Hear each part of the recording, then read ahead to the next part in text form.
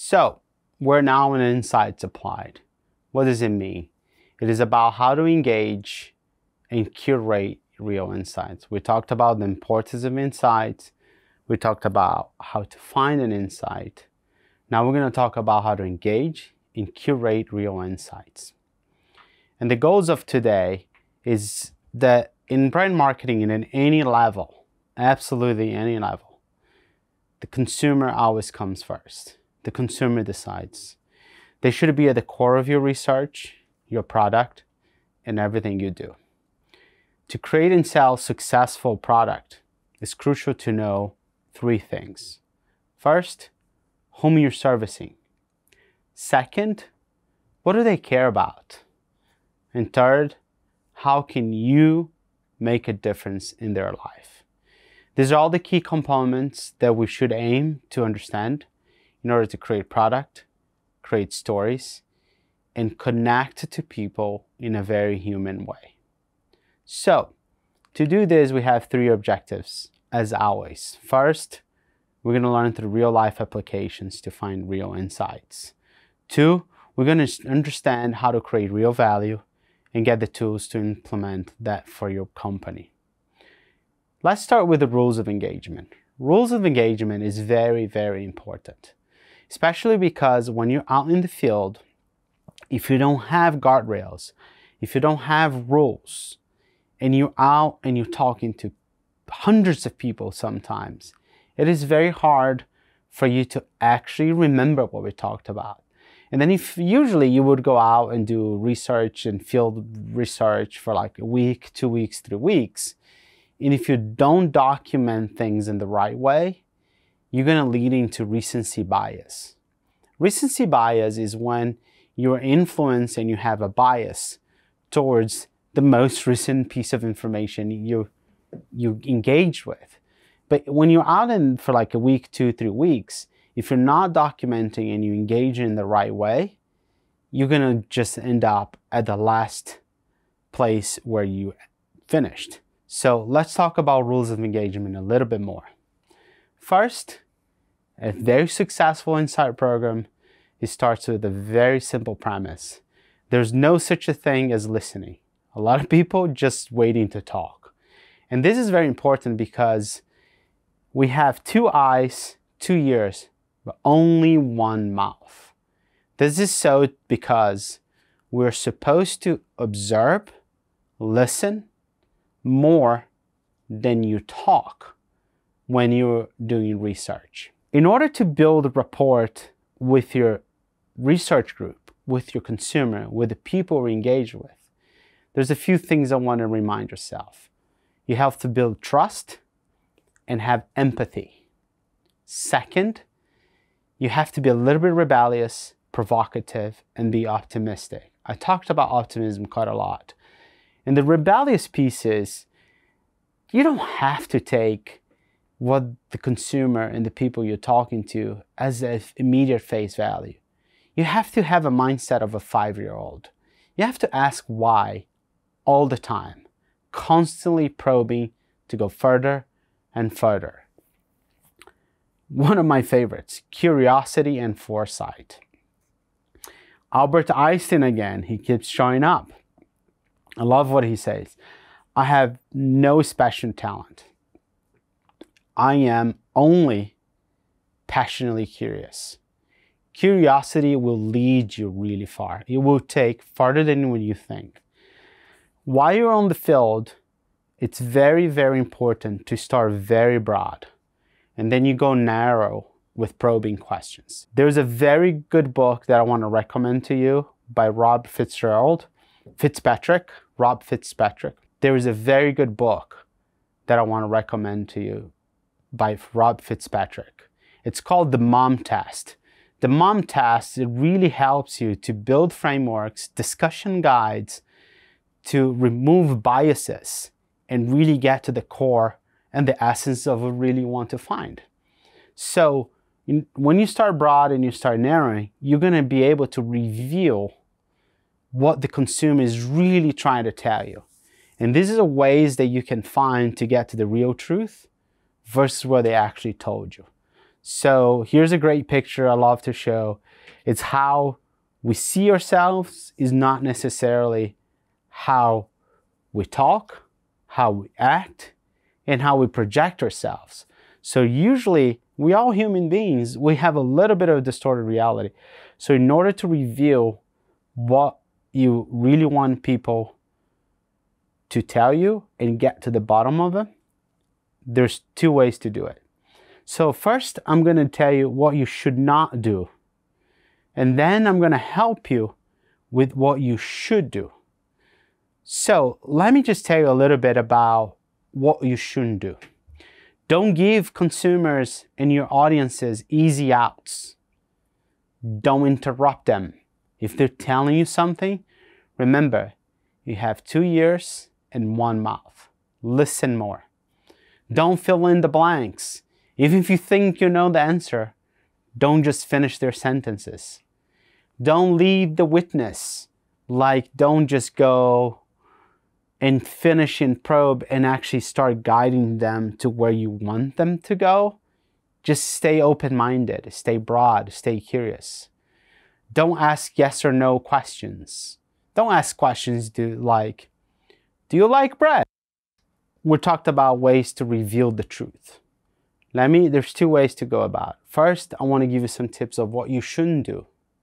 And then I'm going to talk about the things that you should do. So don't do this. Don't give them easy outs. If they tell you something, just probe, ask follow-up questions. Ask why 5 times. Remember, stay in the mind of a 5-year-old. Don't interrupt them.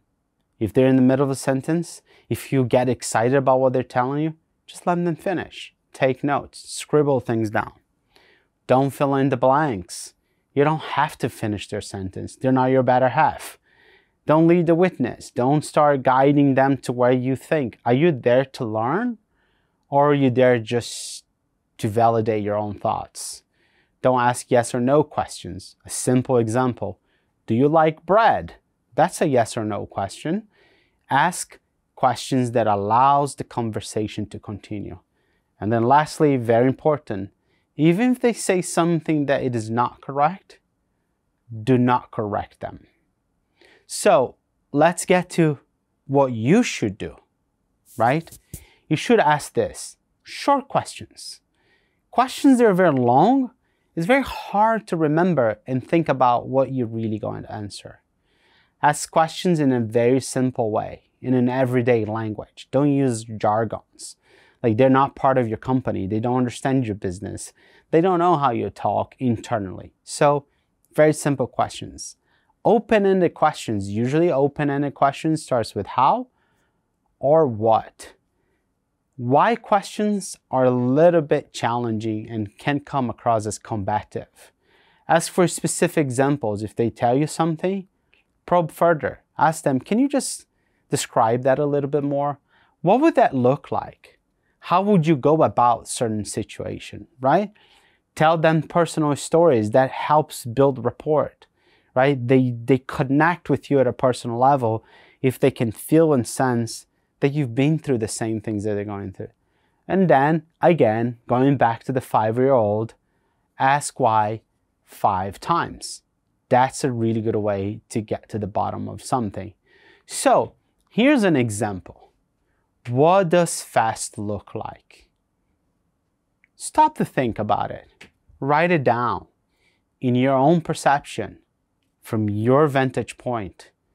Let's just do this for 30 seconds. What does fast look like for you? I guarantee if we go around in this group and ask that and ask you to share that back with us, there's going to be multiple questions, multiple answers. Let's look at these pictures here. One, it's a running shoes. It's supposed to be really fast. And a consumer said, I think good running shoes should look really fast. Then if you ask a sprinter, a track and field Olympian, what does fast look like? Could you give me an example? He's going to describe a track and field spike, very lightweight, thin, with bright colors. And if that same track and field runner sees this other everyday runner shoes, he probably thinks that shoes is extremely slow. So there's no right or wrong answers. But in order to do this, I want to show you a few ways that you can do your research project, make sure that you're not leading into recency bias or personal bias. So I'm going to draw something here on the board, and I'm going to show you a little bit what you should do in order to gather observations. So I'm going to now go to the board and show you a few things that you can do to make sure you're documenting and you're capturing the insights the right way. So give me a second here.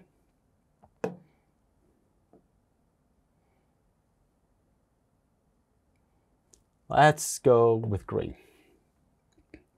So first, when you're out in the field, let's just draw here 3 boxes.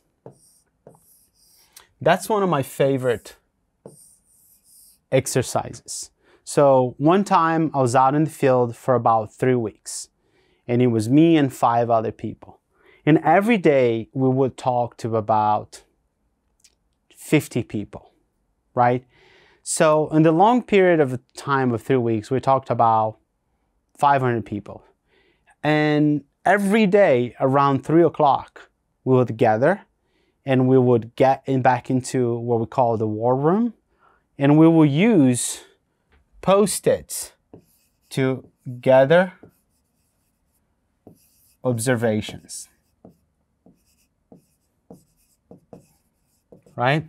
And gathering observations means that we take, let's just say, different colors, right, of Post-its, and everybody would just put their notes in there in different colors. And that's very important, the colors, right? Because using different colors allows you to create clusters, right? And clusters and themes will help you later to consolidate and map insights. And once you do that, right, you can start grouping ideas, right?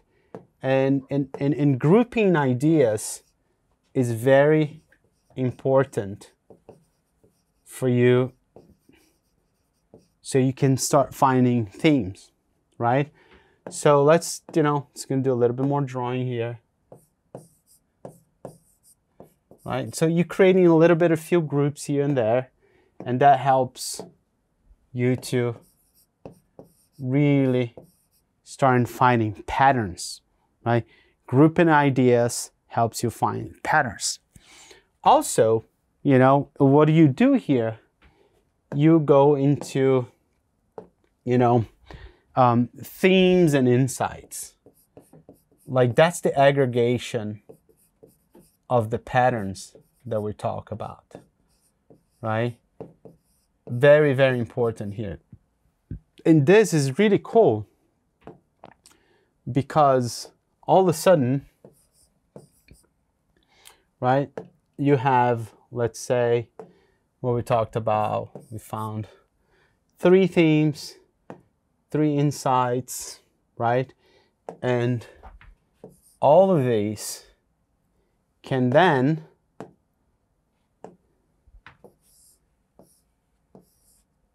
lead to one big insight, right?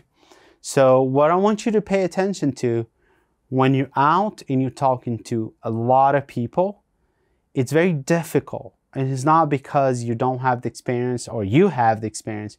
It's just as human nature. We have a hard time to confine things. So during the middle of the day or every 2 hours, stop, gather insights, group your ideas, and map them against themes. Those themes should create a trend for you. So that was just an exercise that helps you to name groups, assess the themes, and really find patterns that can be really translated into an insight. So I'm going to go into now a real life case study. I promised you that was going to give you case studies. This is a case study that I had a first-hand experience to actually go through. The theme of this case study is football is football. So let's look at this. What was the observation and the insight? I'm going to go again to the board. Okay? So observation that we had was that, I'm just going to write here, let me choose one, black, right? Observation.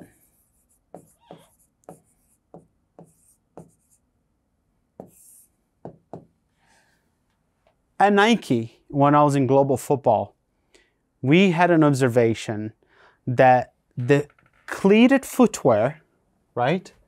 I'm gonna be a terrible drawer here. The cleated footwear sales was in decline by 33%, right? And this insight was interesting because we looked at competitive data, and it's not like our direct competitors were gaining market share. So we couldn't really figure out why our footwear or boots were in decline. Then we started digging a little bit deeper. And then we found, let's just say this is observation number 1. We found another data point that is small-sided football was on the rise. So, while cleated footwear was declining, small-sided football was booming. There were so many kids playing football. So, we developed a hypothesis, and we wanted to find out what are the questions and the hypotheses that we want to ask. So first, we wanted to know why this was happening. Why was small-sided on the boom? Then we wanted to know what does small-sided football meant for the consumers, right? Then as a company, we want to know how we could help. So look, why, what, and how. This is very important. You're going to see that in a little bit. So the hypothesis that we wanted to do is, what could we do to help solve the problem? So the methodology that we use is that we went out to 5 cities in South America, Europe, and in North America to understand and listen to consumers. One of the other data points that was very interesting, that in most urban and metropolitan cities in the world, access to a full-size field was very scarce because urbanization was on the rise.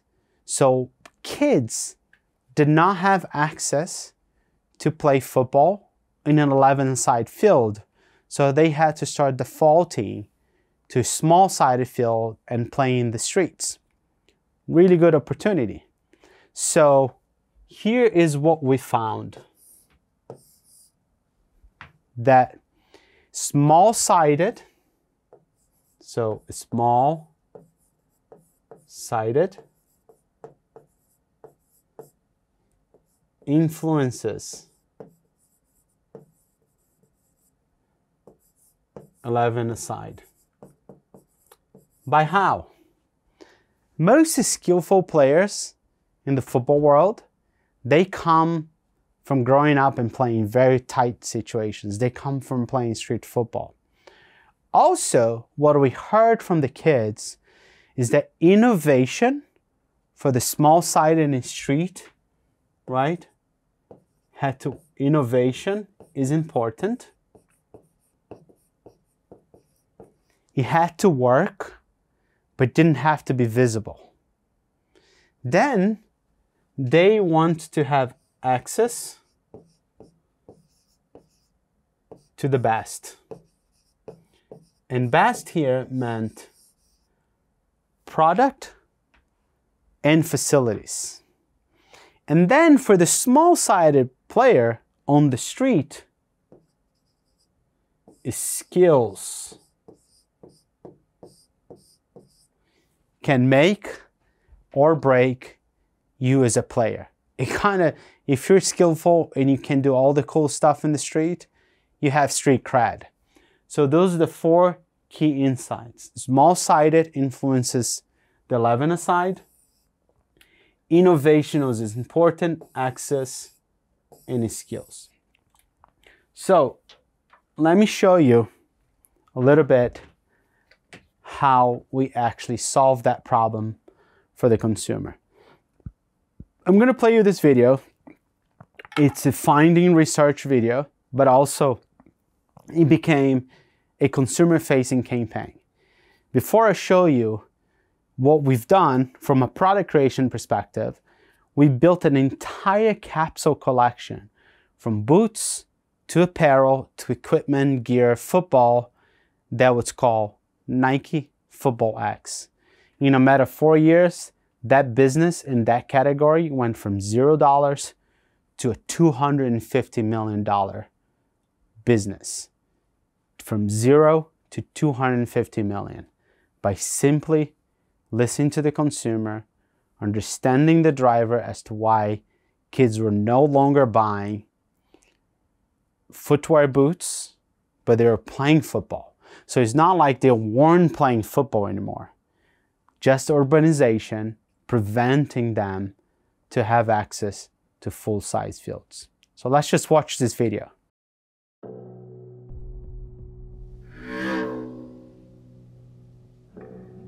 La grandeza procede de lugares como estos.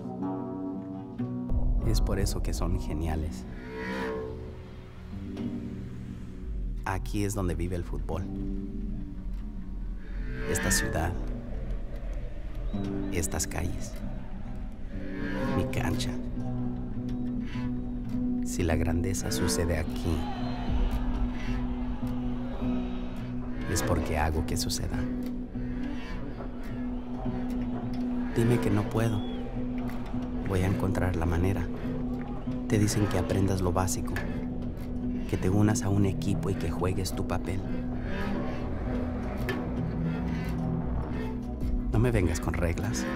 Dame una pelea y voy a hacerlo a mi manera. No me hables acerca del futuro del fútbol. Déjamelo a mí. Lo veo acá todos los días. Hoy, el juego cambia.